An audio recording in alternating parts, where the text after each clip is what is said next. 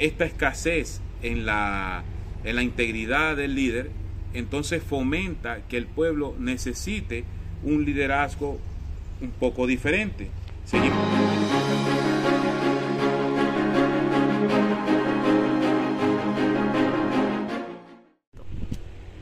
Buenos días, mis hermanos. Quiero compartir con ustedes un breve devocional en el primer libro de Samuel, en el capítulo 8. El devocional lo he titulado Rechazando al mejor rey.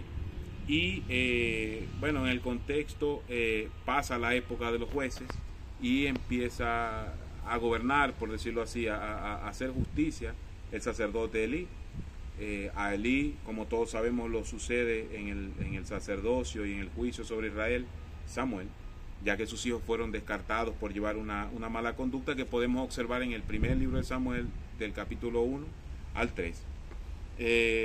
Dice el capítulo 8 de la siguiente manera: aconteció que habiendo Samuel envejecido, puso a sus hijos por jueces sobre Israel, y el nombre de su hijo primogénito fue Joel, y el nombre de su segundo Abdías, y eran jueces en Berseba.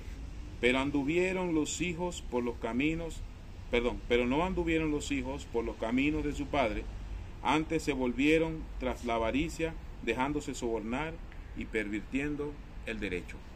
Si lo vemos desde una perspectiva familiar, entendemos entonces que Samuel fue un gran juez, un gran sacerdote, un gran dirigente sobre el pueblo de Israel, pero al momento de entregar el cargo a sus hijos, quizás cometió los mismos errores que Elí, siendo él un testigo principal de lo que Dios había hecho con estos hombres por su mal comportamiento.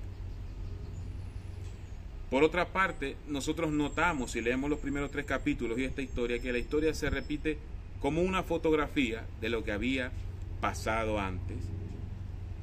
Esta escasez en la integridad del líder, entonces fomenta que el pueblo necesite un liderazgo un poco diferente. Seguimos leyendo, dice: entonces todos los ancianos de Israel se juntaron y vinieron a Ramá para ver a Samuel, y le dijeron: he aquí, has envejecido, y tus hijos no andan en tus caminos. Sin embargo, el pueblo reconocía que el camino de Samuel había sido el camino correcto. Ellos no andaban en su camino. Sigue diciendo el versículo: por tanto, constitúyenos ahora un rey que nos juzgue como tienen todas las naciones. Como decía anteriormente, la falta de integridad de los líderes, por lo general, o por lo menos en el Antiguo Testamento, siempre precede a un desastre, siempre precede a acontecimientos que no son del todo buenos para el pueblo. Y yo creo que nos deja hoy un mensaje como iglesia y como padres de familia, a que nosotros debemos ejercer un liderazgo en primera instancia que sea íntegro, que sea con integridad, que sea honesto, y ser justos en toda medida, ser justos con las personas que nos rodean, ser justos con nuestra familia, ser justos en nuestra iglesia, para que el liderazgo o el rol que desenvolvamos no deje ese vacío. El vacío sin duda aquí no era un vacío físico, porque los cargos estaban ocupados, los hijos ya ocupaban ese cargo. El problema era la integridad de estos delante del Señor. Seguimos leyendo, versículo 6. Pero no agradó a Samuel esta palabra. Samuel no estaba de acuerdo con que el pueblo quisiera unos reyes diferentes. El pueblo dijo: danos un rey que nos juzgue. Y Samuel entonces oró a Jehová. Dice el versículo 7: y dijo Jehová a Samuel: oye la voz del pueblo en todo lo que te digan, porque no te han desechado a ti, sino a mí, conforme a todas las obras que han hecho desde el día que los saqué de Egipto hasta hoy, dejándome a mí sirviendo a dioses ajenos. Así hacen también contigo. Al final de la conversación entre Dios y el profeta Samuel, Dios le muestra que no es a Samuel al que están desechando, sino es el gobierno del Señor. Martín Lutero tiene un comentario que me parece muy acertado sobre este pasaje, y Martín Lutero dice: el problema o el descontento del Señor con esta decisión no era poner un rey humano, porque esto venía ocurriendo desde los jueces. Jueces guiaban al pueblo, Moisés guió al pueblo, Josué guió al pueblo, José en su momento y a su forma también lo hizo. El problema era que el pueblo quería poner la confianza en un ser humano, en una persona común y corriente, y renunciar a esa confianza a Dios. Esto no es nuevo. Génesis capítulo 2 versículo 17, mas del árbol del bien y el mal no comeréis. Ahí comienza la desobediencia del hombre. Ahí comienza el hombre a querer cambiar lo que Dios ha dicho, a querer cambiar la palabra de Dios, el consejo sapientísimo de Dios, por nuestros propios consejos. Y hoy en día, ¿cómo luce eso? Bueno, de diferentes formas.